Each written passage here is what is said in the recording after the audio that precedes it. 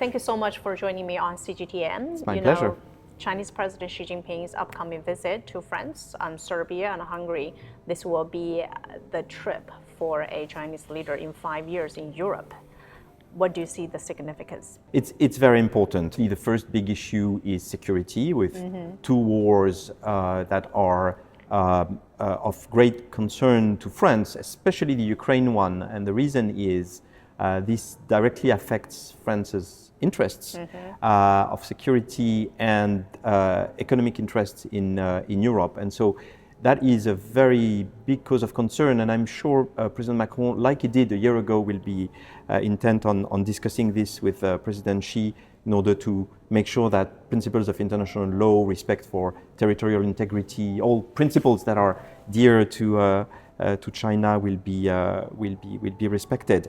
But the security agenda is not the only one. There are lots of other things. There are global issues, whether it's on climate, which has been now for more than 10 years a central pillar in the discussion between France and China, at least since the COP21 in 2015, where China played an important role in delivering the ultimate agreement that really constituted the basis for our multilateral efforts. So climate is really important. I'm also thinking of obviously economic cooperation, people-to-people fields, but also I'm thinking of AI. So artificial intelligence is really shaping up as a major force in reshaping international relations.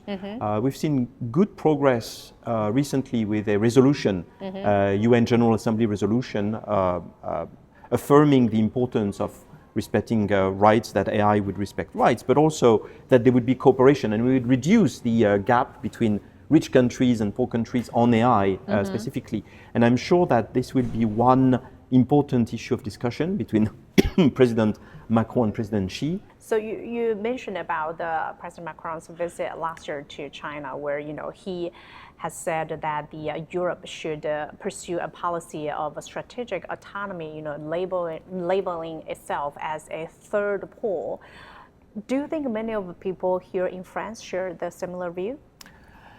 France has been distinct from other European countries in strongly believing in that for a number of years now, because his strategic culture has been stronger, more affirmed than many others, and also because there's this sort of Gaullist vision that France and now Europe should make up their own mind, should be independent, should be able to act by themselves, whether the US wants to act or not. And France has been saying for a long time, for decades actually, now that it was friends with the US but not aligned. It was ally but not aligned with the US. And that means in concrete terms being able to act by itself, that Europe should be able to act by itself, to defend by itself. So considering this significant shift in the geopolitical landscape, what role can China and France play together in order to promote the multilateralism? I guess there's an agenda of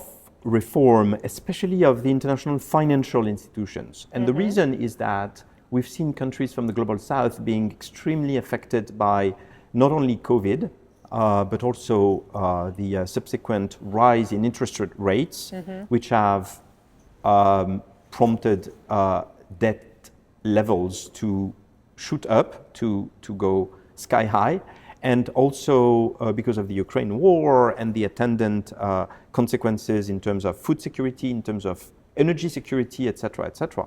And so the international financial institutions are no longer adapted to what we need, and especially what these low and middle income countries need. And so I think there is space for that part of multilateralism, of the multilateralism apparatus, to be reformed, especially by France and China, especially because President Macron has mobilized a lot. A year ago, there was this important summit on a new financial pact.